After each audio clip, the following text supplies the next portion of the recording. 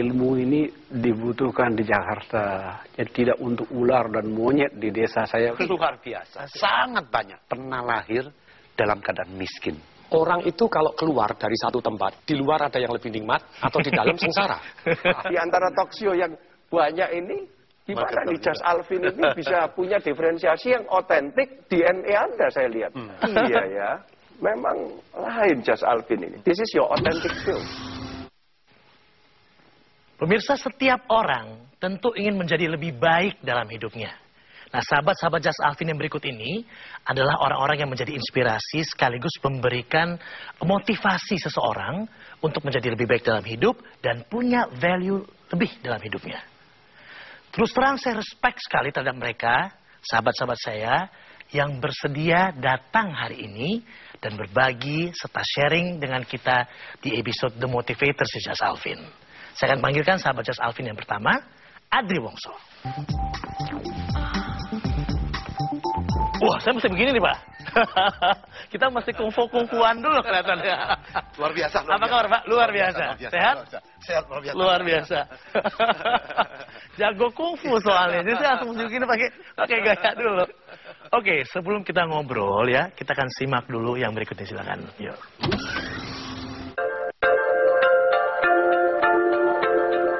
Luar biasa. Demikian kalimat yang sering terucap keluar dari Andri Wongso manakala ia bertemu dengan siapapun.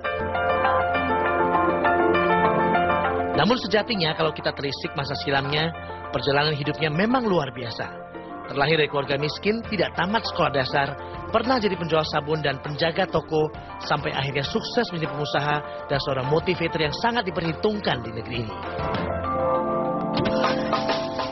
Andri, memang luar biasa ternyata ya. Tapi sejak kapan mulai pertama kali mengemban tugas mulia ini, Pak? Motivasi buat saya ini suatu luberan. Luberan dari semangat yang saya bina selama ini. Ya, saya beruntung, bersyukur kepada Tuhan, pernah lahir dalam keadaan miskin. Sekolah pun cuma kelas 6 SD pun tidak lulus. Kondisi seperti itu dididik oleh orang tua. Menghadapi kesulitan, halangan, rintangan dengan berani tanpa mencoba untuk mengeluh. Pelajaran sederhana, kecil, tapi bermanfaat. Setelah bertumbuh, tahun 76 saya umur 22 berangkat ke Jakarta, roba nasib. Nah, di sana menemui begitu banyak halangan, rintangan. Tapi dengan semangat yang motivasi tadi, saya mampu berjuang dan mimpi menjadi bintang film di Hong Kong. Nah, itu dia kan? Nah, yang saya buka tadi. Iya, tahun 80 berangkat ke Hong Kong. Jadi, cuman prosesnya ini semua full motivational setelah pulang dari Hong Kong. Meskipun hambatan, halangan tidak pernah berhenti. Luar biasa, sangat banyak. Bahkan maka saya berpikir, bagi orang yang mau berhasil, pasti nemui halangan. Kalau saya sebut Anda dendam pada kemiskinan? Tidak dendam, malah saya bersyukur.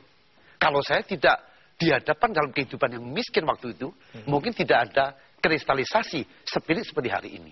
Gara-gara waktu itu ngalami, dan kita mau belajar, menyadari, ternyata di dalam kesulitan, ada kekuatan yang bisa kita dapatkan, yaitu motivasi. View lain ya, point of view lain dari betul. Apa yang kita hadapi dalam hidup tadi. Dan setelah kembali dari Hong Kong, saya usaha kecil-kecilan, tanpa modal, usaha kecil, kartu ucapan, motivasi. Tahun 85 itulah mulai. Dan dari sana terus bertumbuh. Terakhir pada tahun 90 akhir ketemu Hendrawan. Ya. Di situ saya membina mental dia yang jeblok sampai bangkit menjadi 3 kali pahlawan Thomas Cup dan sekali menjadi juara dunia.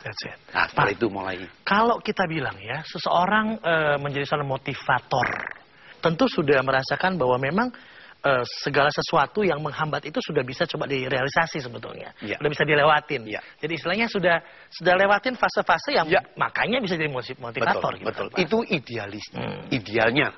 Tapi kan di dalam proses ini banyak yang ya mudah-mudahan juga kepingin. Karena memang terutama di negara kita membutuhkan motivasi-motivasi yang membagikan. Syukur kalau mereka itu mengalami. Atau minimal juga punya teori. Tapi yang penting adalah bisa nggak kita praktek. Kalau kita mampu mempraktekkan, terutama contoh, menghadapi kesulitan, kita harus kuat. Pernah nggak kita alami? Kalau kita pernah mengalami kesulitan dan berjuang sampai berhasil pun tetap masih mau belajar, itu pantaslah kita harus kita jadi motivator, boleh saja. Dan Tapi itu memang penting. harus begitu ya Pak, jalan untuk menjadi seorang motivator. Saya kira harus seperti itu. Minimal menjadi contoh bagi dirinya Diri sendiri. sendiri. Dan diri sendiri udah lewatin dulu, makanya tahu ya Pak. Iya, betul. Lebih kan Betul, kayak betul. gitu. Iya, Karena iya. dramanya Pak Andri Wongso ini kan luar biasa nih. Dari yang tadi kan, Ya, sekolah SD tidak SDTT, tamat, nah. SDTT sampai TBS. TBS. Nah itu dia kan. Tapi bisa sukses. Tapi bisa sukses. Saat Anda nganggur, punya mimpi, ternyata tidak jadi, diundur dalam waktu tidak ditentukan, jebloknya bukan main mental. Saat itulah saya belajar, oh hidup ini memang untuk mengajarkan kita. Selama kita menghadapi kesulitan, halangan, rintangan, tertekan pun, masih mampu mengatasi dengan jiwa besar. Itu ilmu hidup yang paling mahal. Pak, boleh tanya Pak, berapa kali gagal dalam hidup? Saya tidak bisa menceritakan satu persatu. Yang jelas bagi saya, setiap nilai kegagalan dan kesulitan, itu Anda untuk menambah poin pengertian kita tentang sukses. Akhirnya sekarang saya tahu, setiap sukses di sampingnya ada gagal. Di samping gagal, pasti ada sukses. Untuk menjadi konsisten, kita butuh belajar. Untuk mengembangkan diri. Maka saya sebut, jika kita mengerti hukum ini, istilahnya membangun kaya mental, nggak akan takut halangan, rintangan, kesulitan, gambar ke depan akan jelas. Saya mau ke sana. Siap bayar harga. Maka muncullah filosofi yang saya sebut, success is my right. Hak saya, hak Anda, hak semua yang sadar, yang mau berjuang. Selama kita mengerti hak kita untuk sukses, nasib pasti bisa berubah. Pasti bisa dirubah. Dan jangan lupa, setuju sekali Pak, dan jangan lupa memang itu berjalan beriringan ya. Beriringan. Dua itu, gagal dan sukses itu akan selalu ada. Maka tidak usah takut.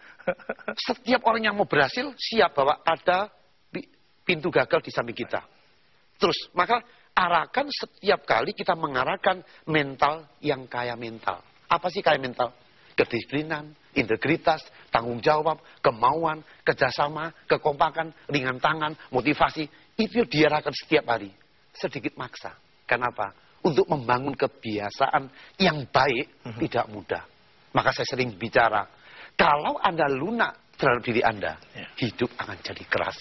Tapi kalau Anda keras terhadap diri Anda, kehidupan akan lunak. Jadi kita yang atur sebetulnya ya Pak ya? Kita yang manage sebetulnya. Kita yang manage. Tapi apa makna atau batasan sukses buat seorang Andri Wongso? Buat saya sukses adalah satu sebutan saja. Kalau saya berusaha mimpi menjadi bintang film, berusaha, saya berhasil disebut sukses. Setelah sukses, jenjang bertumbuh lagi. Sesuai dengan pikiran manusia, status mental, dia akan bertumbuh. Ya, jadi sekarang orang tanya, sukses? Ya sukses sebagian kecil. Masih ada lagi? Masih. Tujuan besar saya apa?